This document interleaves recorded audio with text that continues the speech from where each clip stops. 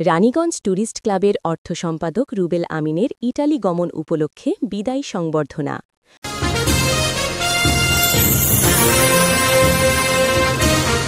ভ্রমণ করুন, দেশকে জানুন, এই প্রতিপাদ্যকে সামনে রেখে ভ্রমণের চিত্র তুলে ধরার কাজে নিয়োজিত সুনামগঞ্জ জেলার জগন্নাথপুর উপজেলার একমাত্র ভ্রমণপ্রিয় সংগঠন রানীগঞ্জ ট্যুরিস্ট ক্লাব তাদের অর্থ সম্পাদক রুবেল আমিনকে বিদায়ী সংবর্ধনা দিয়েছে। রুবেল আমিন স্থায়ীভাবে ইতালি গমনের উদ্দেশ্যে দেশ ছাড়ছেন। মঙ্গলবার ১১ নভেম্বর সন্ধ্যায় জগন্নাথপুর উপজেলার পেরুয়া হাসপাতাল পয়েন্টের স্বপ্নচূড়া হোটেল ও পার্টি সেন্টারে এই বিদায়ী সংবর্ধনা অনুষ্ঠিত হয়। ট্যুরিস্ট ক্লাবের সভাপতি গোলাম সরোয়ারের সভাপতিত্বে এবং সাধারণ সম্পাদক লয়লুচ মিয়ার পরিচালনায় আয়োজিত এই সংবর্ধনা অনুষ্ঠানে প্রধান অতিথির বক্তব্য রাখেন জগন্নাথপুর বাজারের ব্যবসায়ী আ.হ.ম ওয়ালিউল্লাহ। এছাড়াও বক্তব্য রাখেন ক্লাবের উপদেষ্টা শাহিন মিয়া, সহসভাপতি আব্দুল হামিদ, উপদেষ্টা মোহাম্মদ আল আমিন, সদস্য দুলন মিয়া, সাংবাদিক কয়েস মামুন এবং মোহাম্মদ সুজন মিয়া প্রমুখ। বক্তারা রুবেল আমিনের কর্মদক্ষতা ও ক্লাবের প্রতি তার অবদানের কথা কৃতজ্ঞ চিত্তে স্মরণ করেন এবং তার নতুন জীবনের সাফল্য কামনা করেন। বিশেষ করে রানীগঞ্জ ট্যুরিস্ট ক্লাবের কর্মকাণ্ডে অর্থ সম্পাদক হিসেবে রুবেল আমিনের সক্রিয় ভূমিকা প্রশংসিত হয়।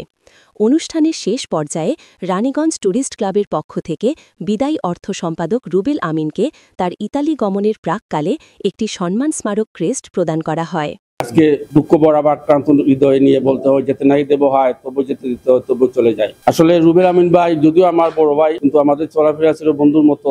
আমরা টুরিস্ট ক্লাব জগন্নাথপুর উপজেলার মাঝে একমাত্র ভ্রমণ পিয়াসী ক্লাব, যে ক্লাব ও রাজনৈতিক সামাজিক ভাবে আমরা বিভিন্ন স্থানে ভ্রমণ করেছি। আমাদের উল্লেখযোগ্য ভ্রমণ বিশেষ করে মৌলভীবাজার, সুনামগঞ্জ জেলা, আমাদের প্রতিটি স্থানে গিয়েছি। যতটুকু দেখার চেষ্টা করেছি আমরা তথ্য অনুযায়ী কাজ করে গেছি। একই কথা বললে না হয় যে রুবেল আমিন ভাই যে আমাদের অর্থ বিভাগের দায়িত্বে ছিলেন, আমার মনে হয় না আমি আরো বিভিন্ন সংগঠনের দায়িত্বে ছিলাম। অর্থ বিভাগটা সুচারুভাবে এত সুন্দরভাবে পরিচালনা করেছেন। এখন পর্যন্ত কোনো সদস্য বলতে পারবে না যে রুবেল আমিন ভাই কোন ধরনের কোনো করেছেন। আসলে রুবেল আমিন ভাইয়ের মতো মানুষ যদি কোনো সময় অর্থ বিভাগ বা অর্থমন্ত্রীর দায়িত্ব পাইতো, তাহলে আমার মনে হয় আমাদের বাংলাদেশটা অনেক এগিয়ে যেত। আমরা সকল সদস্যবৃন্দ আজকে এখানে কষ্ট করে এসেছেন। আমরা আসলে ভ্রমণ আনন্দ সবসময় করি। আজকে আমরা বেদনা নিয়ে খাওয়া দাওয়া করেছি, এখন আমরা বিদায় অনুষ্ঠান করছি। আমরা আমাদের ক্লাবের পক্ষ থেকে রুবেল ভাইকে দাবি থাকবে যে আপনি ইতালি চলে যাবেন, আমাদের কথা বলবেন না। আপনার পক্ষ থেকে আমাদেরকে নিয়মিত উৎসাহ দিয়ে যাবেন, এমনকি আপনার পক্ষ থেকে একটা ভ্রমণের আয়োজন করবেন। এখন প্রয়োজন নাই, রুজির পরে যাতে আমরা একটা ভ্রমণ করতে পারি, আমাদের দাবি থাকে। আমাদের ক্লাবের যেভাবে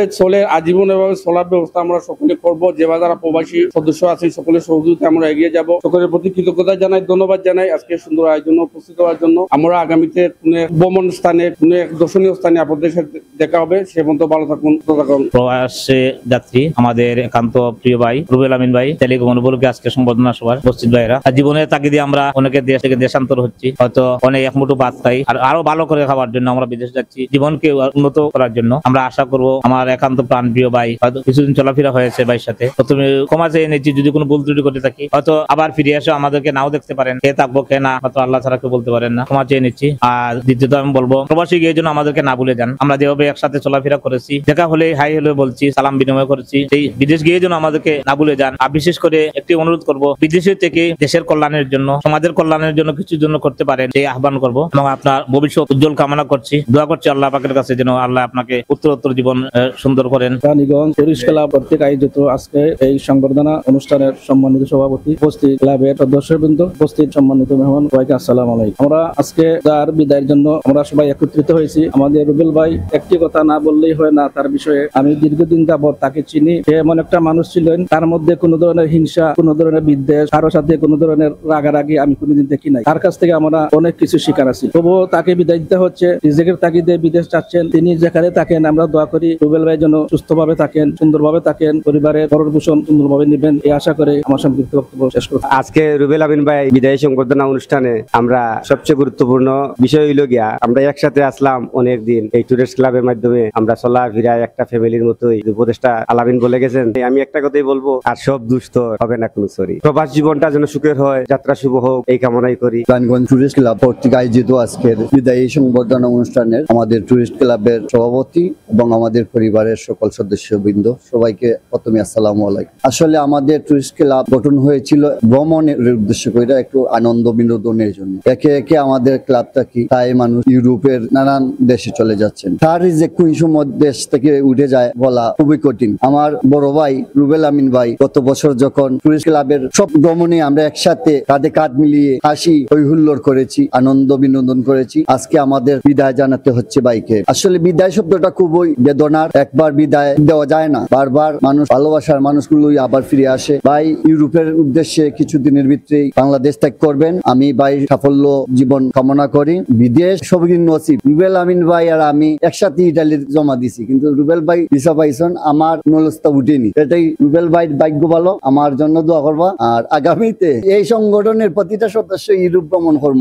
আমরা টুরিস্ট ক্লাবের পক্ষ থেকে আমরা ইউরোপ ভ্রমণও যাইমু। সবাই ভালো থাকুন, মঙ্গল কামনা করি। ক্লাবের সভাপতি ও উপদেষ্টাবৃন্দ সবাইকে আমি আন্তরিক মোবারক জানাই এবং আজকে যে আয়োজন করার জন্য সবাইকে ধন্যবাদ জানাই। এবং আমার জন্য সবাই যেভাবে আনন্দ করছেন বিদেশে গিয়ে, আমি যেন সবাই এইভাবে সবার সাথে সবসময় সহযোগিতা করে, সবার সাথে যোগাযোগ রাখে এবং দেশের জন্য কিছু করতে পারি। আমার জন্য সবাই দোয়া করবে, তখন আমি যেন বিদেশ গিয়ে আমি জল দেখাইতে পারি। এই জন্য সবাই কাছে আমি আশা ব্যক্ত করি। আমার